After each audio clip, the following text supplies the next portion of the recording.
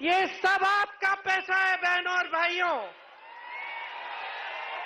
ये वो पैसा है जिससे आपके कर्ज माफ होने चाहिए थे। ये वो पैसा है जो इन सरकारी कर्मचारियों के पेंशन में जाने चाहिए थे। ये वो पैसा है जो किसानों के कर्ज माफ के लिए होने चाहिए थे, जो महिलाओं के लिए खाते में जाने चाहिए थे। ये वो पैसा है जो रोजगार के जरिए आपकी जेब में जाना चाहिए था।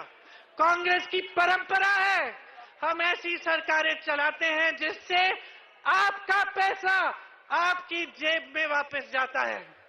ये छोटे छोटे दुकान है यहाँ, ये जय भवानी टी पॉइंट, ये बालाजी पपाला मिठाई भंडार, ये जय दुर्गा वाला, ये पॉली क्लिनिक, इनको सरकार ने कैसे मदद किया है मैं बताती हूँ। कोरोना आया, कोई मदद नहीं मिली। नोटबंदी में सबसे ज्यादा मार इन लोगों ने खाई, सरकार ने कुछ नहीं किया। उसके बाद क्या किया, जीएसटी दी, जीएसटी से महंगाई बढ़ी, इनकी कमाई घटी। कुछ नहीं किया इनकी मदद के लिए। ये भी अकेले पड़ गए, किसान भी अकेले पड़ गए, महिलाएं भी अकेली पड़ गईं, नौजवान भी अकेले पड़ गए। और बीआरएस और बीजेपी के नेता अपने महलों में बैठते हैं, अपने महल बनाते हैं। नरेंद्र मोदी जी 2 हवाई जहाज खरीदे उन्होंने, 16,000 करोड़ रुपए के 2 हवाई जहाज। सुन लीजिए, आज देश में किसान 27 रुपए कमा रहा है एक दिन में। एक दिन में देश के किसान की कमाई 27 रुपए, 27 रुपए किसान की कमाई। और अडानी जी जो नरेंद्र मोदी जी के खास दोस्त हैं, जिन्हें बीजेपी की सरकार ने इस देश के सारे बंदरगाह दिए हैं, इस देश के सारे हवाई अड्डे दिए हैं, इस देश की बड़ी बड़ी कंपनियां दी हैं ताकि वो और भी अमीर होते चले जाएं, जिनके हजारों करोड़ रुपए के लोन माफ किए हैं नरेंद्र मोदी जी की सरकार ने, अडानी जी एक दिन में 1600 करोड़ रुपए कमाते हैं। बहनों और भाइयों, तुम कमा रहे हो 27 रुपए, वो कमा रहे हैं 1600 करोड़ रुपए। कर्ज माफ हो रहे हैं उनके, हवाई अड्डे बंदरगाह दिए जा रहे हैं उनको, आपको कोई सहायता नहीं मिल रही है। और जब जब बीजेपी को मदद चाहिए, दिल्ली में, संसद में, पार्लियामेंट में कौन आता है मदद करने? बीआरएस। और बीआरएस को कौन मदद कर रहा है तेलंगाना में, बताइए? एमआईएम मदद कर रही है बीआरएस को।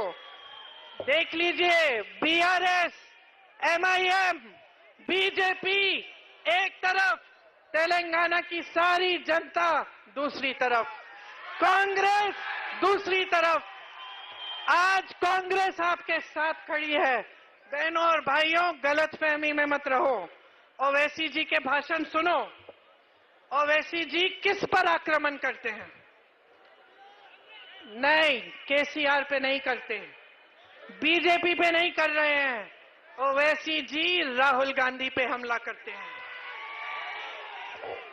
सोचिए, राहुल गांधी वो शख्स है जो कन्याकुमारी से लेकर कश्मीर तक पैदल 4000 किलोमीटर चला। क्यों चला बहनों और भाइयों, क्यों चला? इस देश की एकता के लिए भारत जोड़ो बोल के चला। और ओवैसी जी किस पर आक्रमण करते हैं, किस पे हमला करते हैं? राहुल जी पे। तो सोच लीजिए और पूरा खेल समझ लीजिए। एमआईएम दूसरे प्रदेशों में 40-50 सीट लड़ती है, तेलंगाना में आकर 9 सीट लड़ रही है। पूछो, सवाल उठाओ, जागरूक बनो। आपके धर्म, आपके जज्बातों का इस्तेमाल हो रहा है।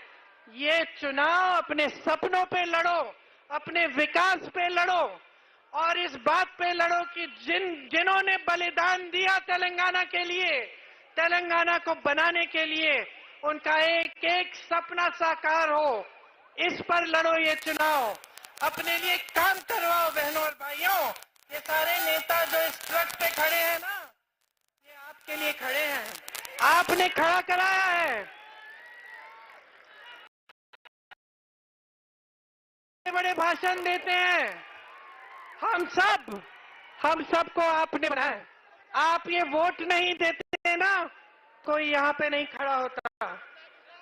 आपने अगर सत्ता नहीं दी होती तो केसीआर जी का ना महल होता, ना फार्म हाउस होता।